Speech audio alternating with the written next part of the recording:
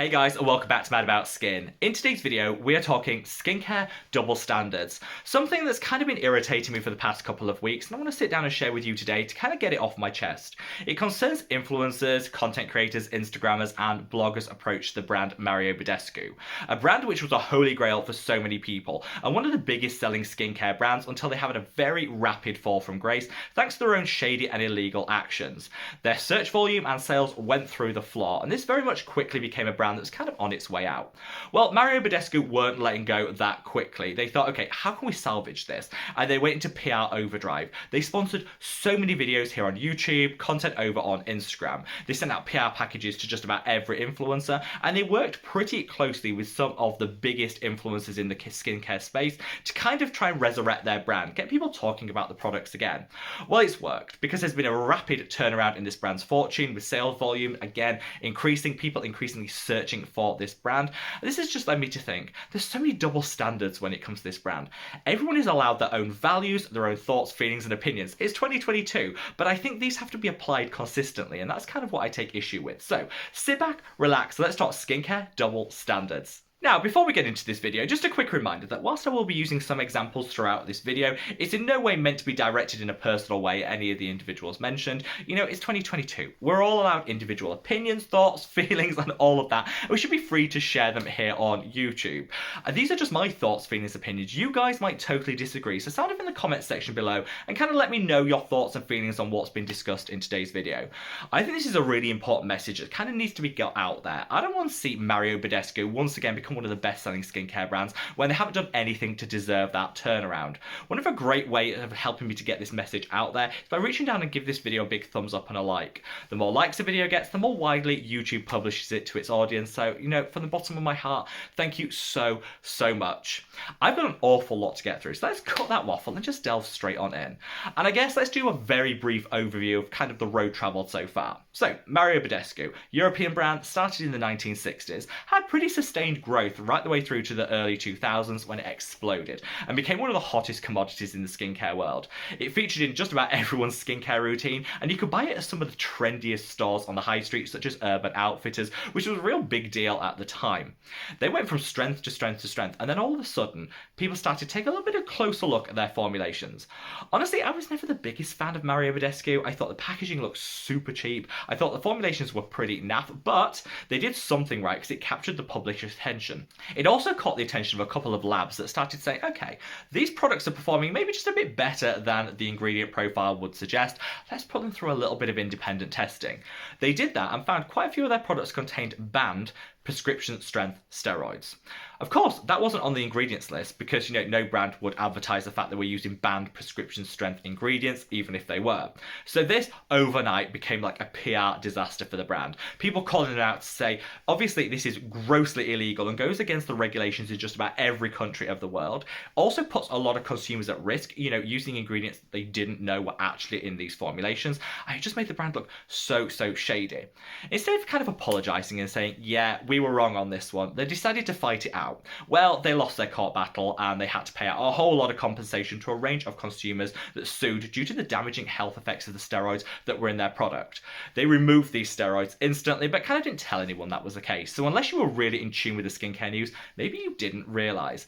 This led to a lot of people suffering topical steroid withdrawal, which is where you go cold turkey straight away on your steroids, which is a really bad idea. You know, any skincare professional will tell you kind of need to taper it off very gradually rather than going cold turkey. So this led to people having horrendous skin flare-ups, the redness, the peeling, the degradation in the skin barrier. It was all just a hot mess, but the brand never apologised. They never acknowledged that they'd done anything wrong beyond just paying that compensation out. And the same people that were around at the time of this scandal still involved in the company today. The same owners, we've still got the same directors, the same people that refused to apologise are still now trying to resurrect their brand. It was just shady, it was awful, and a lot of people might say, you know what, a bit of topical steroid withdrawal might be awful for that individual, but is it really that bad? Absolutely. In some instances, some of the plaintiffs that were suing as part of this lawsuit said that it damaged their vision because of using an eye cream with a topical steroid way closer to the eye than would ever be recommended by a skincare professional. well. There's a reason these ingredients are prescription only, because of the damage they can be done if they're used incorrectly. People were unwittingly using these incorrectly and of course damaging their vision in the process. Totally unacceptable. Fortunately, the word did quickly get out there. Hiram did a video saying just what garbage Mario Badescu were, and they are. He didn't specifically reference the steroid scandal in that video, but after getting like 1.5 million views, it kind of went viral and people started to say, yeah, maybe this brand isn't actually that well formulated. Even if I don't know about the steroid stuff, it's just not that great a brand, overpriced tut, and so a lot of people started to move away from them. This really just like snowballed from there. The search volume kind of just diminished as people stopped talking about the brand, and they started to disappear. A lot of their big stockists, such as Urban Outfitters, went through their own issue and kind of exited the high street in a lot of locations, which meant that this is a brand that didn't have that same profile that they had before, and it was definitely a brand on its way out. Well, at the end of 2021, Mario Badescu said, come on, let's just have one last throw of the dice, see if we can resurrect this. We had a really strong brand in the past, people have kind of forgotten about the steroid thing, let's see if we can build our brand back up again. And they plowed literally hundreds of thousands of dollars into sponsorships and promotion. A content creator friend of mine said that she got offered $18,000 to do a sponsorship with Mario Badescu, highlighting some of their new products. She turned that down and said, I'm not interested in this shady brand, and obviously I applaud her to the hill for taking that stance. But a lot of content creators, whether they knew about the steroid scandal or not, did take them up on this offer, and I get that. Sponsorship is a huge part of the content that's created here on YouTube, and I've never thrown any shade at people that take those sponsorships, as long as they kind of do it in an informed way, and I think this is, we'll come on to this later in the video, I think where some of the problem is. Even those that didn't accept the sponsorships, they were plowing out those PR packaging, sending all of their new products to just about every content creator here on YouTube, over on Instagram, Reddit, to really get the message out there. They also launched a new suite of products that were significantly better than the old tut that they were selling. They had meaningful concentrations of decent ingredients, they took some of the filler ingredients out, some of the essential oils, all the fragrance that came and the colorants with the old style brand to appeal to what a lot more people want in terms of skincare. Fragrance-free skincare is a big thing at the moment, and Mario Badescu did create their new line to kind of fit in with that. Well, it worked, and currently Mario Badescu is one of the fastest growing skincare brands here on planet Earth, and I think that's such a shame, because again, just worth reiterating that the same people that allowed banned prescription strength steroids in their products are still in charge of the company, in the senior management positions. They never said sorry, and they never really did anything to win back public trust, other than plowing literally hundreds of thousands of pounds getting their products out there in paid sponsorships. Now let's talk about the double standards themselves. An awful lot of content creators have been won around by the sponsorships, sending PR, or the personal one-on-one conversations that have been offered, particularly to the larger content creators, by Mario Badescu brand management themselves. As a result of this, lots of people are saying, we're really impressed with the new Mario Badescu launches, and they're fragrance-free, singing the praises of the new fragrance-free line. Now, I will admit that the new line is streets ahead of the old tut that this brand used to sell, so I will, let's be fair where it's due, and I do think the newer launches are better. But a lot of people fixating on the fragrance-free element of it and saying, Mario Badescu have truly changed. They haven't changed. It's the same people in charge and owning the brand that allowed those steroids to be included in the first place, destroying people's eyesight, skin, and overall health. But they never said sorry or did anything about it. So, I don't think anything has changed. They've just decided to take the fragrance out of the products because that's what a lot of consumers are demanding at the moment. There's a big movement towards fragrance-free skincare. So Mario Badescu are doing this to get their cash registers ringing, not because they actually believe in fragrance-free skincare or doing the right thing. So a lot of content creators seem to be now promoting Mario Badescu as like a brand that's turned a new leaf, changed, and offering a great suite of new products.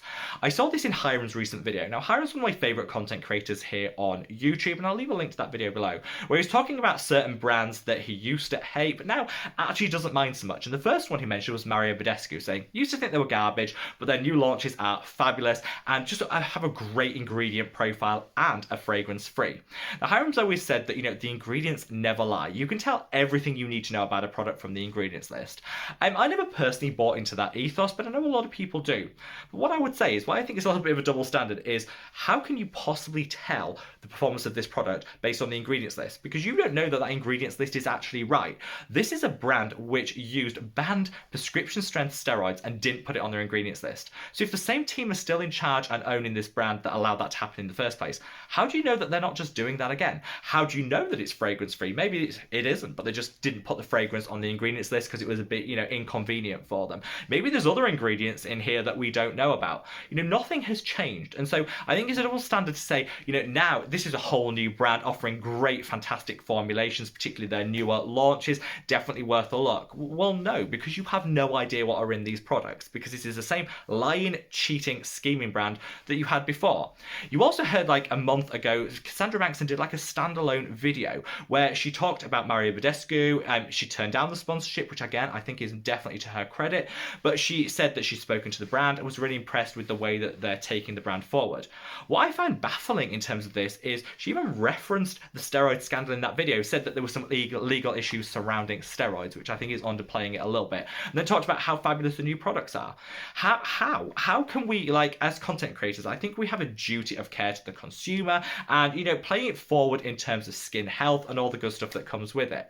This company did more than any other that I can think of to destroy people's skin health. I really just don't care. And yet we're happy to overlook all of that because they've got some new, better formulated products that happen to be fragrance free. This isn't a brand listening. This is a brand literally on its knees, desperate to resurrect itself and doing anything they can to do that. But again, if that amount of money is on offer, I don't blame, certain content creators taking that up, talking to the brand themselves, receiving PR packages to try the products. This is all kind of how everything works here on YouTube. But I think as content creators, we need to be mindful of doing our due diligence, looking into these brands and working out what goes on in the past, whether they're brands that actually are worthy of a recommendation. And in this case, nothing has changed. They're definitely not. I think it's double standards to fixate on the quality of the new formulations when we're not looking at everything that's gone on in the past and actually associating that with what's happening now. Do we know that what is advertised in these products is actually in these products? Absolutely not, because this same shady company cheated us in the past, but kind of think that we've forgotten about that. Enough times passed, we can promote things as fragrance free now, and that's just not how the world works. I'd like to think that a lot of content creators that are now promoting Mario Badescu maybe just don't know about the history of this brand. And you know what? It is been really well disguised and, kind of covered up by Mario Badescu. You can see that. But if you do a quick Google search, you can definitely find this. I'll leave a link to some of the articles covering the steroid scandal in the description box below. So what my call to you guys would be to say to any influencer that you see promoting Mario Badescu, in a polite and calm way, just say, are you aware of this? Link some of the studies, share the information around the steroid scandal, because I think sometimes people might be unwittingly promoting this brand, not knowing how shady they've been in the past. Now, I'm all about second chances here on planet Earth, because you know what? No one's perfect. I've done so many things in the past that I'm grateful that people were able to overlook, accepted my apologies for, and gave me a second chance. And I think we should always allow brands and individuals to give the opportunity to kind of do the right thing and deserve and warrant a second chance. However, I think it has to be earned, and this brand has done nothing, nada, zero, to warrant a second chance. They've not apologised, they've never admitted any fault beyond paying the compensation that was legally ordered to the people that they destroyed their skin, their eyesight and their health and sued them for it, and they've actually never changed anything to do with their structure, the management, the ownership. It's the same people that scammed us before, still in charge today, probably gonna scam us again, because you know what? They've never admitted anything was wrong. This sort of brand behaviour just doesn't deserve a second chance. And I'm here to say, we're in 2022.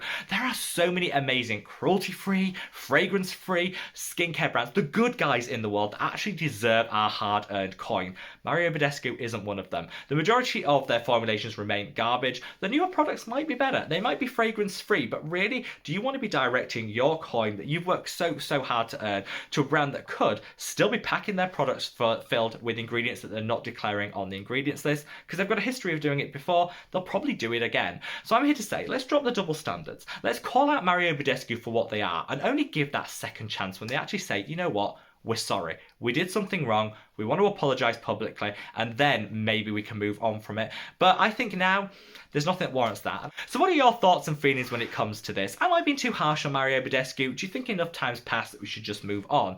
Do you think this is a brand that should never be forgiven? Or are we all like me waiting for that apology? Sound off in the comment section below and let me know. Wherever you are in the world, guys, stay safe, stay well, and love your skin. Take care. Bye.